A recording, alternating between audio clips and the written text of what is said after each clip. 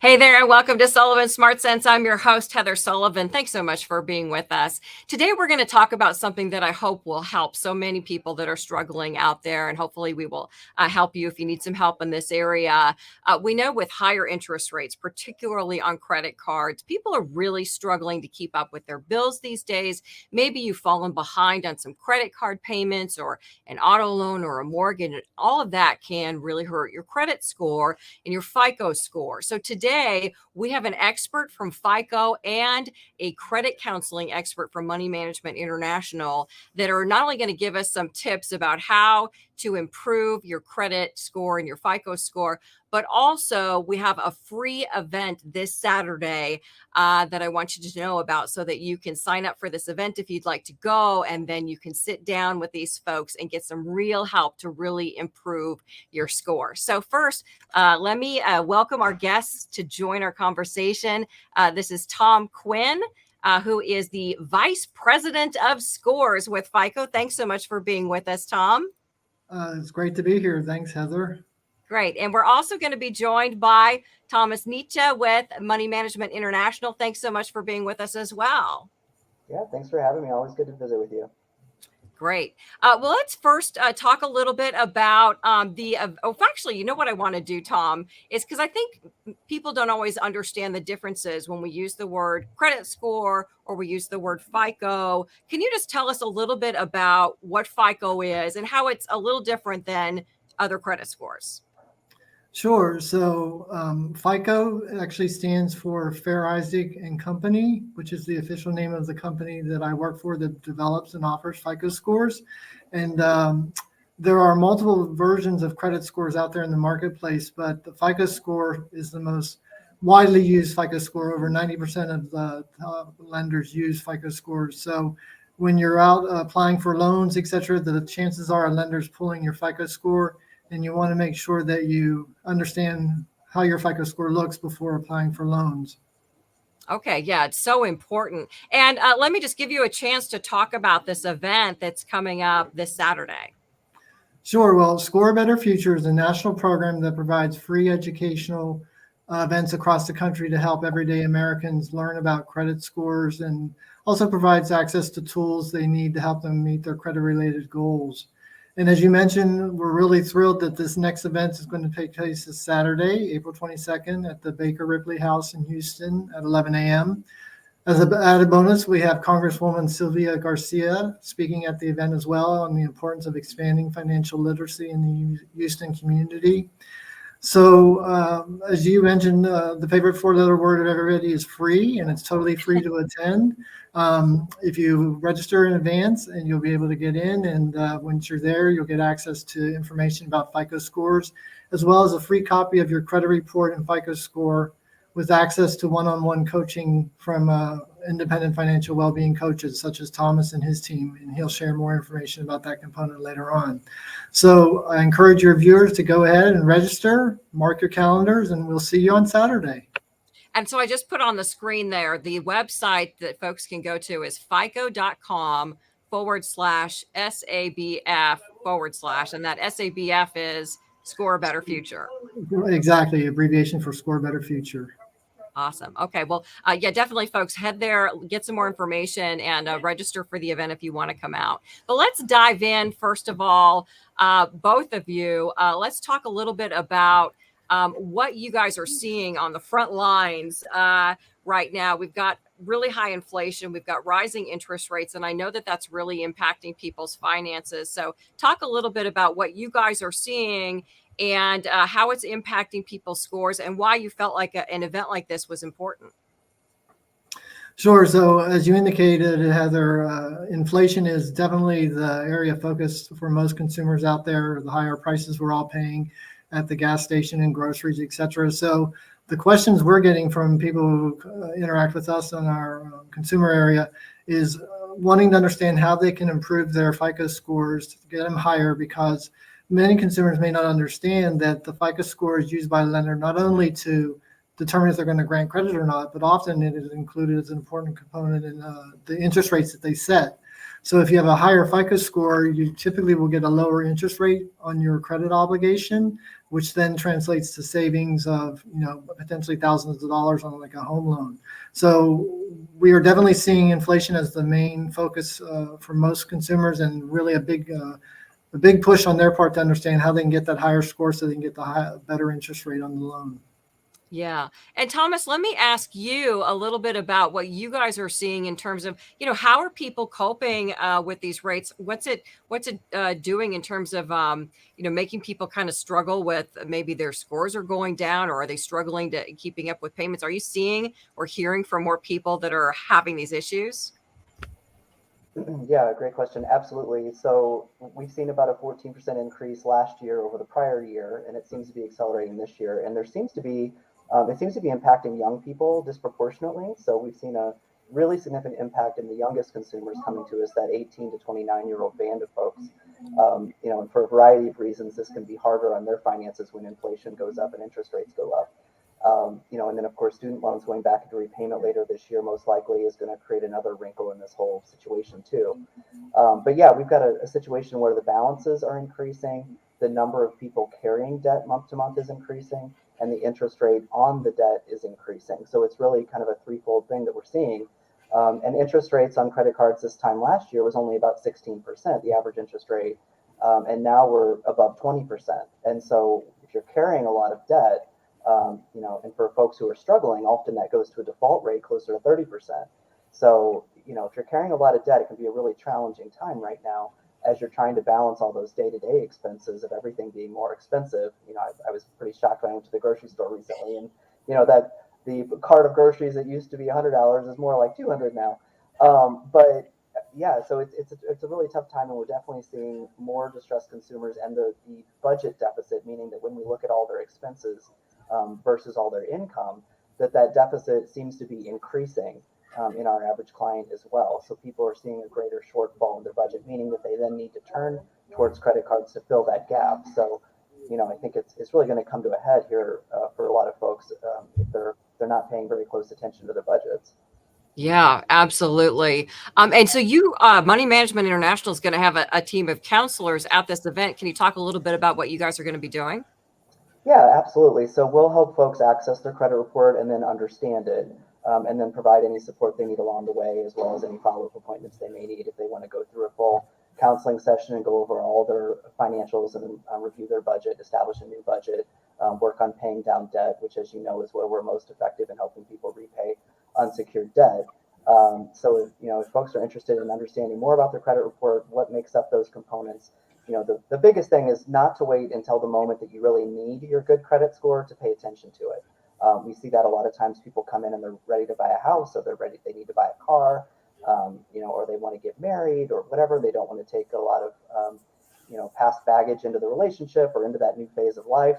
And so the time to think about it is really before you absolutely want it to be great. You really want to it's really a lifestyle habit to really be paying attention to your credit score on a regular basis, and to understand what's reporting to your credit report, and understand those components that make it up. Especially that payment history is most important, making sure that you're making those payments on time every month, even if it's only the minimum payment. Obviously you want to pay more, but the payment history is the biggest part. And then of course the amount owed, your credit utilization, your length of credit history, your inquiries, and your credit mix. So all of those things are important when you're thinking about your credit report and your score.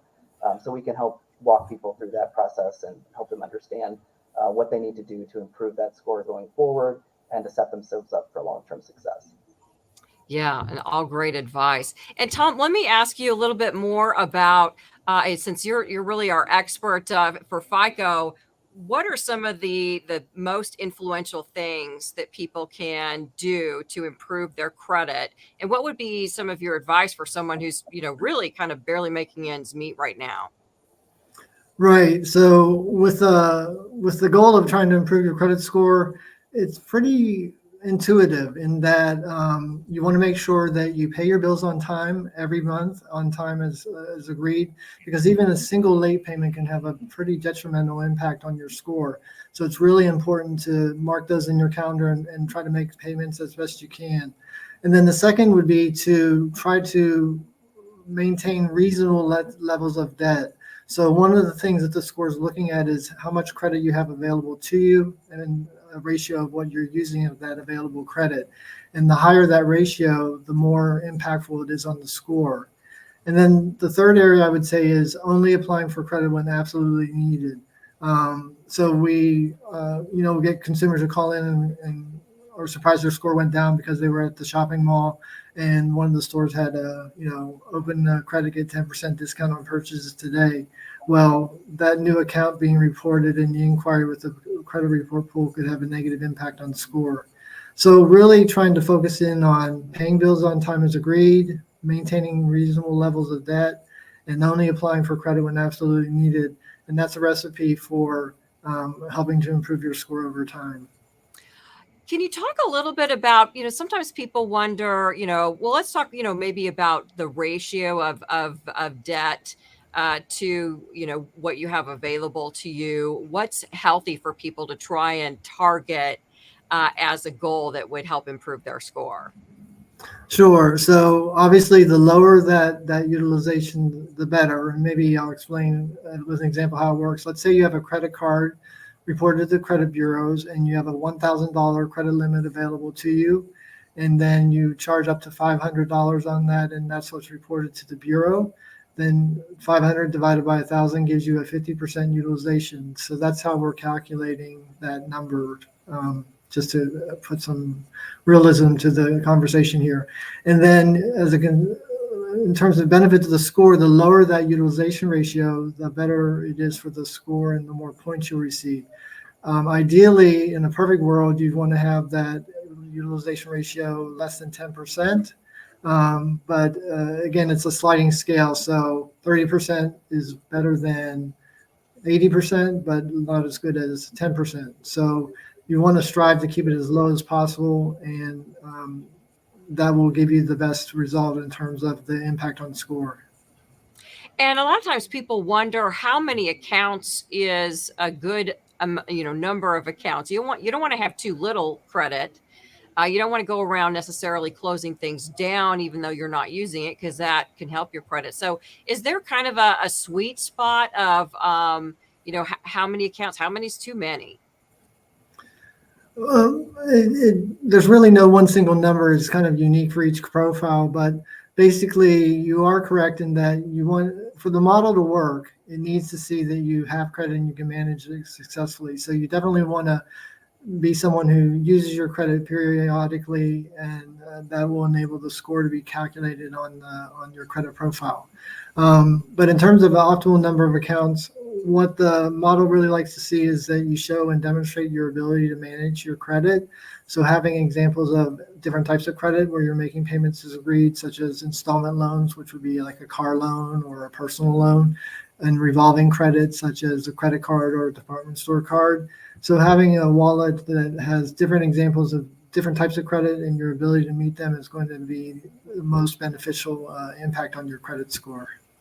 Yeah, I learned that myself recently because I had paid off an installment loan and I thought, great, isn't that good? And I got a bump out of it. But then eventually, actually, it hurt one of my scores because I just, didn't have that regular. I don't have a mortgage right now. So I saw the value in having sort of different types of debt and how that sort of plays out in your score. And speaking of, because this is, I think is so helpful now, is that people can look at their score. So what would be your advice to people kind of monitoring their score, checking out their score so they can see how they're doing and see when they're making improvements? Absolutely. So I think it's really important that, number one, consumers check their credit report. So you can do that for free at annualcreditreport.com, which is a site created by the Federal Trade Commission. And that gives you the opportunity to get access to your credit report and make sure that all the information being reported on you is accurate, because that's the information that's being fed into the scoring algorithm that generates the FICO score. So knowing that, and if you see information that's inaccurate, taking the time to go through the dispute process with the credit reporting agencies and the furnisher of that data will be very beneficial in the long run to making sure your score is accurately reflecting your credit risk. And then there's also the opportunity to monitor your credit score over time to make sure that it's where you want it to be. There's several different ways that the FICO score can be accessed for that. Many credit card issuers participate in a program called FICO Open Access, where on your credit card statement, you're able to see your FICO score that lender pulled and is monitoring over time. And you can also get your FICO score for free at myfico.com and use that to monitor your score over time to just make sure that it looks like it's where it should be. And if not, for you to investigate what you can do to monitor and improve it. How long does it take to really see a nice gain in your score? Like if someone has what's considered a bad or a low score, how long would it take someone to turn things around? It really going to vary on the individual. So if you think about what kind of information causes a score to decrease, one would be negative information like a delinquency or a bankruptcy. And so those stay on your report for up to 7 years. And as they age in your credit report, they have less impact on the score, assuming that you're not having new delinquencies in the meantime. So that's more of a gradual increase of points over time for a delinquency that's aging off your report. The other main reason that a score could be lower is that you have high levels of debt, especially revolving debt such as credit card debt. So there you have more opportunity to try to increase the score quickly if you have the financial reserves to be able to pay off or down a credit card. But that's where, because you control it, you in theory control it. I know not everyone has the resources to do that, but if you can pay down the balances, you'll be able to see an improvement in your score more quickly. Wonderful. Well, Thomas, let me talk with you a little bit more about credit counseling for anybody who's considering this. Maybe they are dealing with a lot of debt. Just talk a little bit about how credit counseling works and how it can really help. And it's amazing, folks, when you see this, really within a pretty short period of time, people can get out of debt that they've been struggling with for years. Yeah, absolutely. So credit counseling is something that's been around almost as long as credit cards themselves. Our roots go back to 1958. And it's a free resource to help people understand their financial situation and create a plan to improve it. So, every year we counsel thousands of people across the country. And about a fourth of those consumers engage us long-term in a debt management plan, which, as you say, is an effective means to repay debt. And the way that works is we combine the payments much like a debt consolidation loan, but without a new loan. We work with their existing creditors to lower the interest rates down to an average of about 7%, to have them out of debt within about 4 years on average. So it's a really effective way to pay down debt if you really feel overwhelmed. And like you were mentioning earlier, a lot of folks are, when they're really strapped, they see that score go down because they are very close to their credit limits or even at their credit limits. The average client that we see has about 5 accounts, average balance of about $20,000 across those accounts. And so when you get to that point where you max those out, you typically see a pretty significant decrease in your score. And by engaging in debt management, they're able to increase their credit score on an average of about 84 points from start to finish. So that's pretty significant, and that usually brings them up from a poor to a good, or from a fair to an excellent, in that range. So that's a resource that's available to everyone. It's not as well known as a lot of other options like debt settlement or consolidation loans, but it is available, and we're here 24/7 to help people by phone or online at moneymanagement.org. And definitely, encourage you to check that out if you are someone who is struggling either with your score or with paying down debt. As Tom mentioned earlier, it's really important to stay current on those payments if at all possible. But I encourage people to really reach out before they reach that 3-month mark. So if you start falling behind, it's really important to reach out for help, either to your creditors directly or to a nonprofit credit counselor like MMI, before you reach that 3-month mark. And the reason is because at that point, the debt typically gets charged off to a third-party collection agency. And at that point, it can become a lot more difficult to rehabilitate that account and to get it back on track and get it reporting favorably, and getting that debt paid down. So by reaching out before that 3-month mark, you can work with your creditor to get it back on track, or you can work with a nonprofit credit counselor like ours to get that account back on track. And one of the great things about a debt management program is that you don't have to make up those missed payments. So if you come to us and you're already experiencing a default, you're say 1, 2, 3 payments behind, If you start that debt management program, most creditors will re-age the account, which means that they bring the account current, even though you don't make up the missed payments after you make a few payments on the plan. So that can really give people a leg up, in addition to getting those interest rates down and getting that monthly payment fixed. And it's a consolidated monthly payment every month. And it just makes life more predictable and makes life more affordable. So, I encourage folks to reach out if they're in a situation where they have maxed out those accounts, or they don't feel like they're able to pay them down, or if they're just making minimum payments, and especially if they started to miss payments. Yeah, and I just put your website up for people if you want to check out credit counseling. It's moneymanagement.org. And again, the organization is Money Management International. And really quick, Thomas, you and I have done several stories together, and I love these stories because it's so fun to interview someone who is buried in debt. Some of these people I've talked to had, $60,000, $70,000 in debt and paid it off in just a handful of years. Just talk about the difference that it can really make. And I remember interviewing one woman, it enabled her to buy her first house. Yeah, I definitely see that as a theme among the clients that we counsel, is that when they come to us, they're really feeling overwhelmed. A lot of times they feel a lot of stigma or shame around having debt. They feel like, they've done something wrong, or they feel just stigmatized in general. And so, it really is great that we've had some clients who are willing to step forward and share their story with you, because that is, it's a difficult conversation for a lot of people, and it keeps a lot of people from reaching out for help. One study showed that only about 8% of those who need debt advice have actually sought it out, and that stigma and shame is a leading barrier. So really encourage folks, if they, if they prefer the anonymity of online or by phone, we can work with folks 24 hours a day. You don't necessarily even need to talk to somebody. You can go online and do it online at moneymanagement.org. But yes, once they've finished paying off that debt and they've increased their credit score, and especially have lifted that stress from their life, they can really accomplish a lot. And we do see a lot of folks that decide to move or upgrade their home, buy a new home, relocate, get married, get a new car, start contributing to savings, which I think is a really important thing.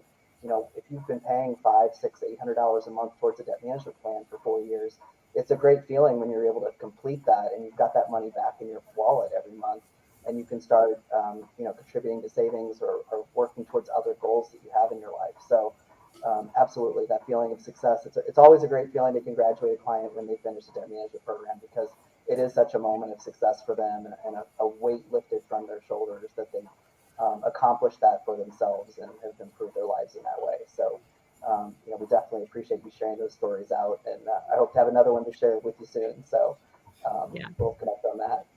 Yeah, absolutely.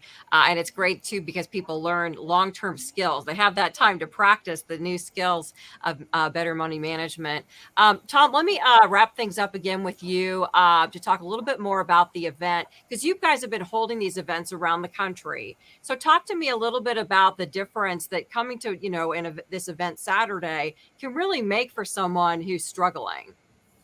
Yeah, absolutely. I think, there's different people learn in different ways. And some people learn and can kind of do a self-monitoring process of trying to get, for example, to lose weight or to um, tackle some other objectives that you had. And the same holds true for financial management. Some people can go to a website and kind of use that information and do it on their own. But there's other consumers who are able to excel better when they maybe are engaged with a professional that can help them. And I think that's the case with credit education. I think that participating in an event like Score a Better Future enables the consumer to ask questions real time, to hear other consumers' questions, to hear their stories as well, and know that they're not alone, that they can meet the objectives they have for having a good score in the future.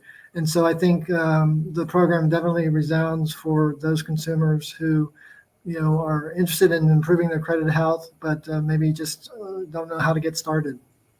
Yeah, absolutely. Well, listen, I want to thank you both for sharing so much great information with our viewers, hopefully just giving them some good tips that they can get started improving their credit. And then I also want to just show our folks watching one more time. Let me pull up here the information on the event itself.